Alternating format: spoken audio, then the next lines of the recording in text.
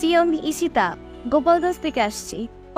গোপালগঞ্জ থেকে আসছেন? গোপালগঞ্জ থেকে আইসা কাউকে কিছু না বইলা শর্ট করে ভিতরে ঢুকে যাবেন তা তো হবে না। কেন আসছেন সেটা বলেন। আজকে ওর এই অফিসে জয়েনিং ডেট, তাই আসছি। আর আপনি তো আমাদের অফিসের ইতিহাসে বদলাইয়া দিলেন। মানে কি ইতিহাস বদলেছে বুঝলাম না। ও, আপনি তো আবার ইতিহাস জানেন না।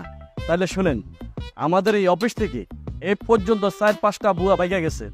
কোনো বুয়া এই অফিসে চাকরি করতে চায় না। আর এক বুয়া যদি চলে যায়, আরেকটা বুয়া খুঁজে আনতে মিনিমাম 4 থেকে 5টা মাস সময় লেগে যায়। কিন্তু এবার নতুন ইতিহাস একটা হয়ে গেছে গা।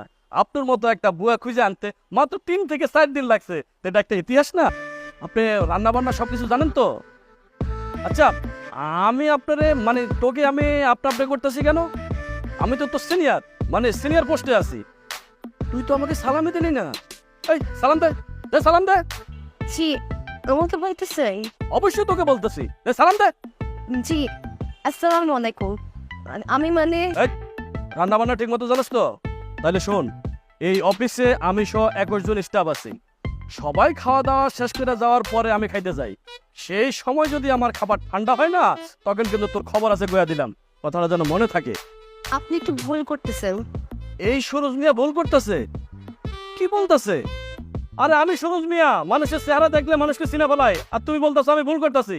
তবে শোনো, এই অফিসে কিন্তু একটু ঝামেলা আছে। মগজ স্যার আছে না, তার কিন্তু একটি ক্যারেক্টার লুজ আছে, মানে চরিত্র খারাপ আছে। তুই যদি তার সামনে যদি একবার পড়স না, তাহলে তুই বেশি দিন এই অফিসে থাকতে পারবি না। তবে হ্যাঁ, তুই যদি আমার গ্রেভে থাকস না, তাহলে তো কোনো প্যারাই নাই। স্যারের সেটিং দিয়া তোকে আমি ট্রাইকেল দিনে। আমার টাকা দিবেন মানে? আরে বুঝোস না কেন? চেহারা চরিত্র তোর মাশাআল্লাহ অনেক সুন্দর, দেখতে তো একেবারে নায়িকার মতো লাগে।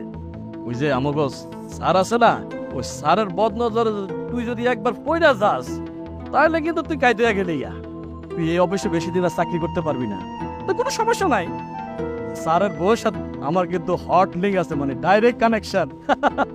ওই যে স্যারের তো চরিত্র ভালো না, অফিসে কোন মাইয়া গেল, কে আবার বাইরে গেল, কার সাথে কি ধরনের ব্যবহার কর, এই সবগুলা খোঁজ খবর আমার থেকে না। আমিও ম্যাডাম এই ধরনের খোঁজ খবর গুলা দিই। তার জন্য খুশি হয়ে আমাকে বকশিস দেয়, বুঝছাস? বলতে পারো স্যারে একরকম আমাকে সময়ও করে, মানে সম্মান দিয়ে কথা বলে, ডরায় ডরায়। ও তাই তো আপনি অনেক পাওয়ারফুল লোক।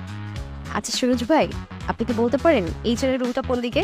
আরে এসআরের রুমে যাবে কি লেগা? আরে কামের বুয়া তো এসআরের রুমে যাওয়ার তো কোনো দরকার নাই। কামের বুয়াকে বসিলাম আমি তো তোরে কয়েই দিলাম, তোর চাকরি ফাইনাল, ওকে হয়ে যাবে। শোন, এসআর স্যারের যা বলার আমি বলবো। তুই যা, যদি ডাইনে যাস তাহলে ক্যান্টিনের ভিতর দিয়া একেবারেই